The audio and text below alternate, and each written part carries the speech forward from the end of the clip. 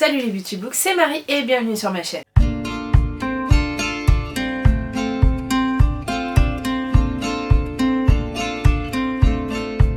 On se retrouve pour la vidéo des sorties livresques du mois de novembre et vous allez voir que ça sera une toute petite vidéo puisque j'ai noté moins de 10 titres.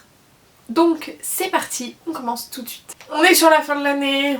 Il y a de moins en moins de sorties, je pense qu'en décembre il y en aura encore moins, voire à peu près la même chose. Mais j'avais très envie quand même de vous présenter ces titres. Voilà, elles ne dureront pas une demi-heure comme d'habitude ou 20 minutes comme d'habitude, elles seront un peu plus rapides. Mais les sorties sont plutôt pas mal. Je suis désolée par avance si je parle un petit peu du nez, j'essaie de me décaler pour mettre les différentes fiches également. J'ai été malade cette semaine et là je n'ai plus du tout d'avance sur mes vidéos, j'ai dû décaler des trucs la semaine dernière déjà. Donc voilà, je reprends un petit peu du poil de la bête et on reprend notre avance, on reprend nos engagements. On commence en date du 4 novembre avec une nouvelle sortie de Faubourg Marigny. Il s'agit de Dans l'ombre de l'infirmière et c'est signé Amanda Skenador. Un truc comme ça, je ne sais pas trop comment ça se prononce. Donc désolée par avance, mais c'est pas son premier roman chez Faubourg Marigny. Et c'est vrai que, alors j'ai plus du tout les autres titres en tête, mais c'est vrai que ses écrits me faisaient très envie. Nous sommes à New York en 1880, où une jeune escroc se ferait un chemin dans une des premières écoles d'infirmières, sauf qu'il y a l'air d'avoir pas mal de meurtres qui la suit. On suit une jeune femme qui n'a eu d'autre choix que de devenir un peu escroc, de devoir survivre à la rue, sauf que notre escroc la dénonce pour un meurtre qu'elle n'a pas commis et elle va devoir fuir la police et se cacher. Et la première chose qu'elle trouve, c'est une école d'infirmière. Mais ce n'est pas n'importe quelle école d'infirmière puisque on est vraiment sur l'élite là, vraiment c'est pas les choses de bas-fond qui forment les petites infirmières, là vraiment on est sur du haut de gamme et du coup notre jeune femme ne va pas avoir le choix que de faire mensonge sur mensonge pour se protéger. Donc voilà à peu près le pitch, il va y avoir des meurtres, il va y avoir une course-poursuite, un peu une cavale, etc. dans un fond historique, donc je suis plutôt impatiente de découvrir les petits échos qu'il y a sur ce roman. Je vais pas le prendre parce que c'est pas le premier de l'autrice et du coup j'aimerais bien les prendre dans l'ordre, mais c'est vrai qu'il me tente pas mal, vraiment. Déjà l'ambiance 1880 New York, je me dis pourquoi pas, avec un côté un peu escroquerie, meurtre, un peu sombre, mise en parallèle avec une école d'infirmières très élitiste, ça me fait un peu penser à leur manière à de la Dark Academia, mais vraiment à leur manière. Mais j'avais l'impression que cette ambiance est un peu de ce style-là. Ça se trouve, je me plante complètement, mais ça m'y fait un petit peu penser. On avance un petit peu avec la date du 6 novembre où il va y avoir une suite de saga. La suite de la saga Witch Walker, donc il s'agit de la Cité des Ruines. Il s'agit d'une saga signée Charissa Weeks. Le premier c'est Le Faucheur de Sorcières que j'avais lu, donc qui sort chez Lost Kingdom. J'ai lu le premier tome pendant mes vacances je crois, enfin fin de mes vacances au mois d'août je crois. J'avais aimé mais sans plus, je vais laisser une chance à ce deuxième tome pour savoir si je continue ou non la saga.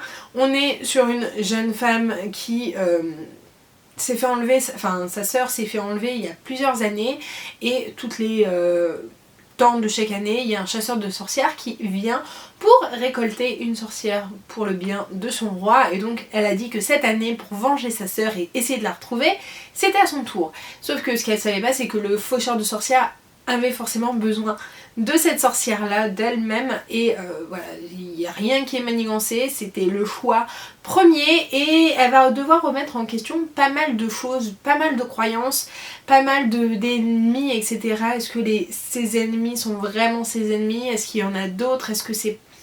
Bref, il y a beaucoup de choses. Le premier tome a été très lent je trouvais.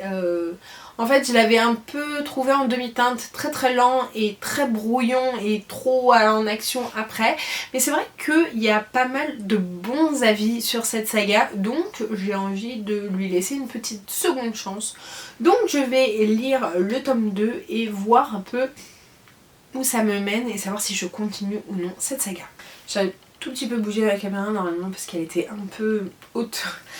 Je suis pas sûre que ça ait fait grand chose. On va enchaîner avec la date du 6 novembre, puisque un nouveau premier tome d'une saga signée Olivia Wildenstein va sortir chez Corrigan. La saga se nomme Les Contes Cruels et le tome 1 est My Dark Beast, et je n'en sais pas beaucoup plus. Olivia Wildenstein, j'avais adoré sa saga du Royaume des Corbeaux, d'ailleurs j'ai hâte d'avoir la suite.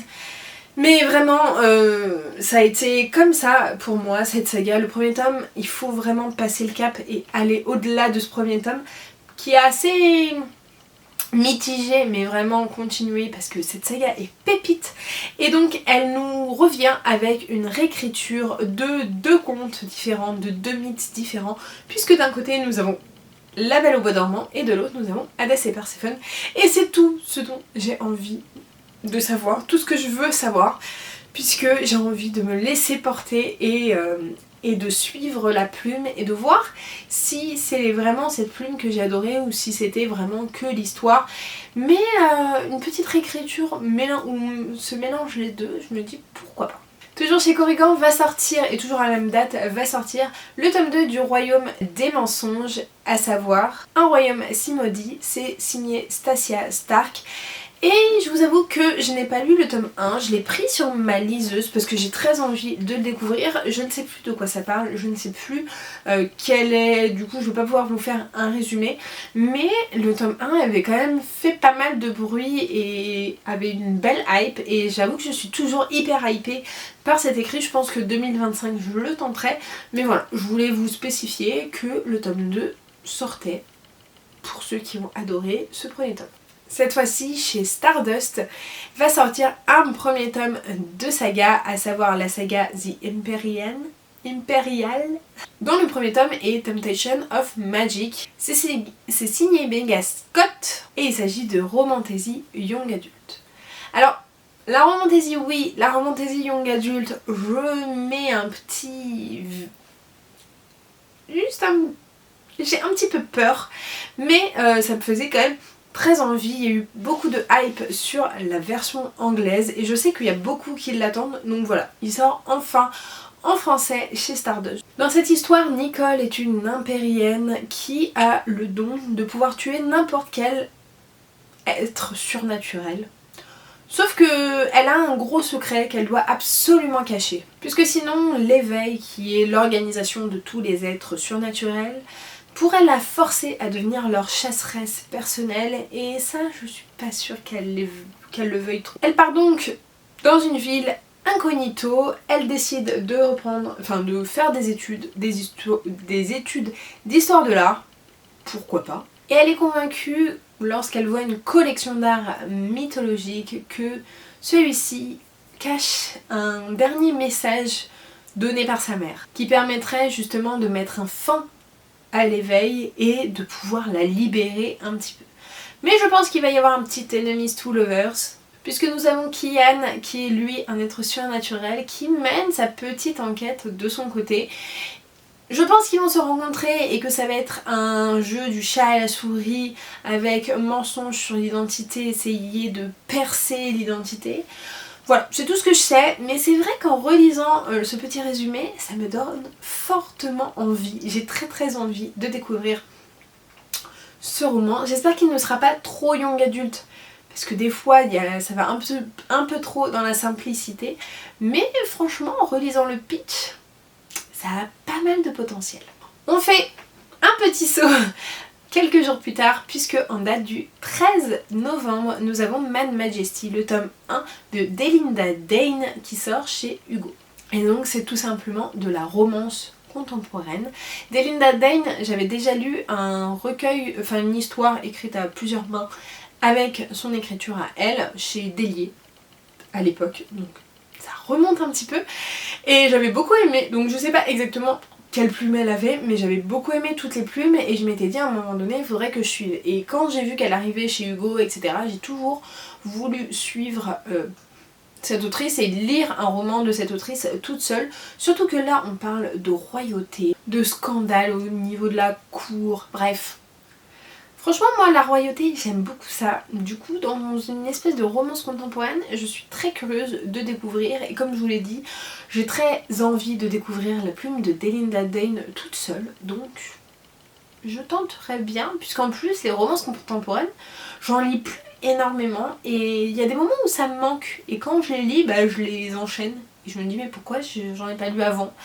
Mais c'est vrai que c'est plus ma target numéro 1. Donc pourquoi pas celui-ci. En plus je crois que c'est une trilogie. Donc pourquoi pas. 3 fois plus de plaisir à voir ce que c'est.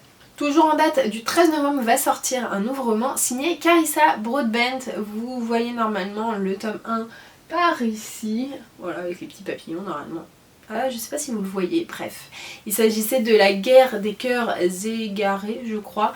Et là, nous sommes avec le pacte de sang. Donc le tome 2. Encore une fois, c'est une saga qui était un peu en demi-teinte pour moi, que j'avais trouvé très très lent parce que on suit une jeune fille, donc c'est Tisana, qui est une esclave qui va s'enfuir